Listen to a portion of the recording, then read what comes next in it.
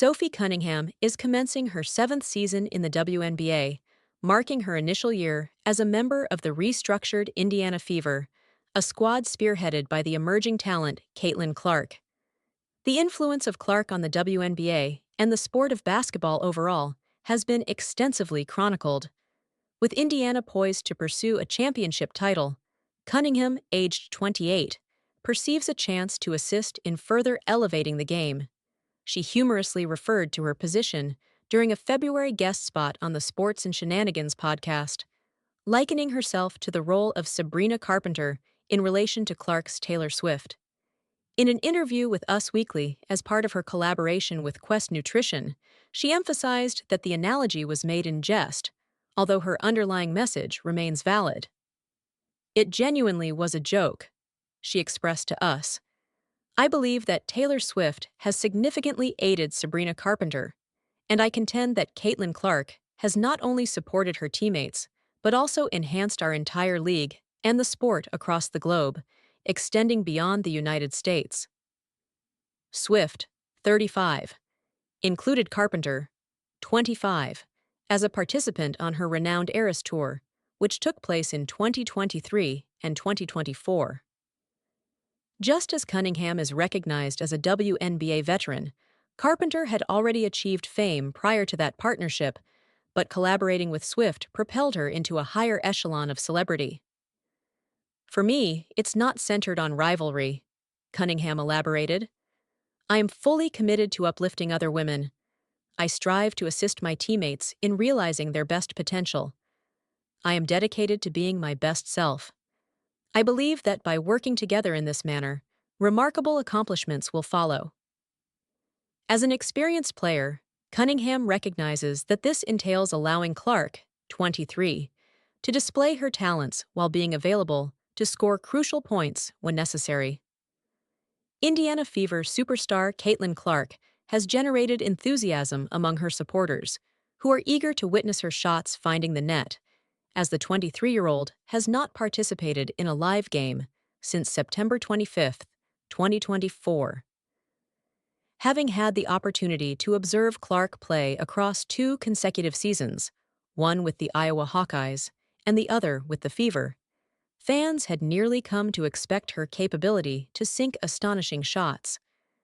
However, this extended WNBA offseason has prompted fans to appreciate just how fortunate they were to have access to Clark's performances and are now keenly awaiting her return to the court. Fortunately, it seems that fans will not have to wait another 45 days until the start of the Fever's 2025 WNBA regular season to witness Clark executing exceptional shots.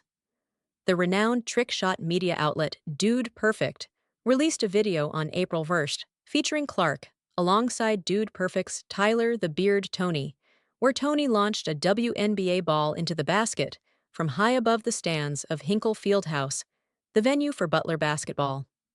This collaboration has gained significant traction on social media, and fans on X are speculating that astonishing trick shots from Clark are imminent. Caitlin is set to appear in an upcoming Dude Perfect video. "I can only envision the impressive trick shots that are on the way," one user on X stated. Supporters of the Indiana Fever are eagerly counting down the days, 45 to be precise, until May 17th, which will mark the team's inaugural game of the WNBA regular season against the Chicago Sky. The expectations for the Fever as they approach their 2025 season are extraordinarily high, particularly due to the various off-season roster changes that have swiftly enhanced the team's overall talent. However, it is possible that some returning players from the 2024 season could prove to be significant influencers.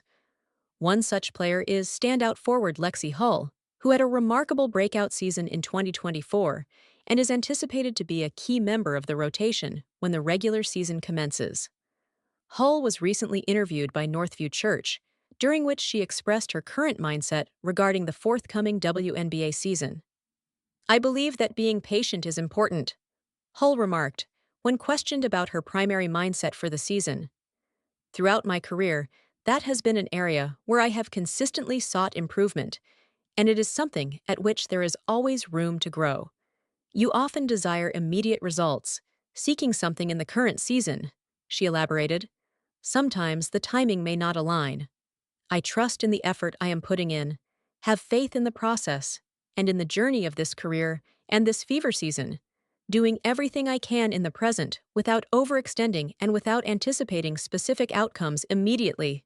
Hull continued. Right things will transpire at the appropriate moments, and I genuinely believe that.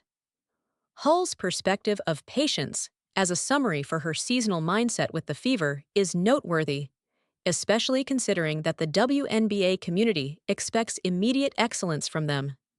Therefore, cultivating this mindset proves to be a prudent approach for Hull and her team. Sports broadcaster Monica McNutt has become a focal point of controversy following her recent remarks regarding Caitlin Clark and the Indiana fever. McNutt has frequently articulated her opinions on Clark and the fever, facing criticism in September 2024 after claiming that Clark deserves only 60% of the acknowledgement for the fever reaching the playoffs. Recently, the BBC interviewed McNutt, during which the conversation shifted to Clark. McNutt conceded that she could not overlook the influence Clark has, as evidenced by the numerous young girls who attend her games. When queried about this phenomenon, she stated, "Caitlin serves as a symbol, and while some of this may not be entirely just to her, since it is not something she actively stated or emanated from her character, she represented a white girl from the heart of America. And thus, she symbolized a great deal to numerous individuals, regardless of whether this aligns with her true beliefs or not." A number of fans expressed their dissatisfaction with these remarks, and reactions followed swiftly. So, if a young black girl can admire a black basketball player, that is acceptable. But little white girls are not allowed the same privilege?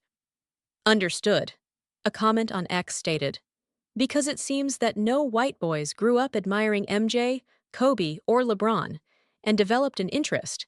We were evidently only fans of Larry Bird, remarked another individual. This person does nothing except provide poor opinions. I cannot fathom why she is on ESPN, a user criticized. However, several individuals opted to support McNutt during this instance. This assertion isn't fundamentally flawed if one looks beyond the surface. Wouldn't most agree that Caitlin Clark's fanbase is largely white, whereas Angel Reese's fanbase is mostly black? A response noted, the most influential figures in the NFL experienced the impact of Caitlin Clark's ability to motivate this week. The Indiana Fever superstar acted as one of the key speakers for the annual review on Sunday night that inaugurates the NFL's league meetings, contributing to a discussion on women's sports and flag football, alongside tennis legend Serena Williams and former Giants quarterback Eli Manning. At 23, Clark felt like a natural partner alongside Williams, another superstar whose influence extends beyond her sport and enhances its stature. We are consistently seeking diverse viewpoints, stated NFL Commissioner Roger Goodell on Tuesday. Our owners are investing in sports, particularly women's sports. Clark is already an icon at such a young age. She was there with the GOAT, Serena, who not only comprehends women's sports, but also understands the business aspect. I believe both of their insights were incredibly beneficial for ownership to grasp and learn from. The NFL is significantly invested in promoting the expansion of flag football for both women and men, leveraging the sport to cultivate interest both nationally and globally. Goodell disclosed at the Super Bowl that the NFL is interested in creating a professional flag football league, potentially for both genders, a sentiment he reiterated at the conclusion of the meetings on Tuesday.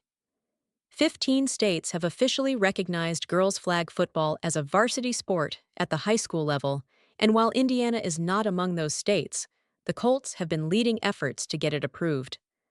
The Irsay family announced a $1 million funding for the sport in November, and the Colts support flag football leagues across Indiana. It provides individuals an opportunity to comprehend this sport, especially young females, Goodell remarked. It is evident that there is considerable enthusiasm for a professional flag league. Clark, a devoted supporter of the Kansas City Chiefs, expressed that she would probably have participated in flag football if it had been accessible during her youth, as she conveyed to the league's proprietors. It was captivating to listen to Caitlin mentioning, "Had flag football existed while I was growing up, I may not have pursued basketball." Kansas City owner Clark Hunt shared with journalists following her presentation at the NFL gatherings,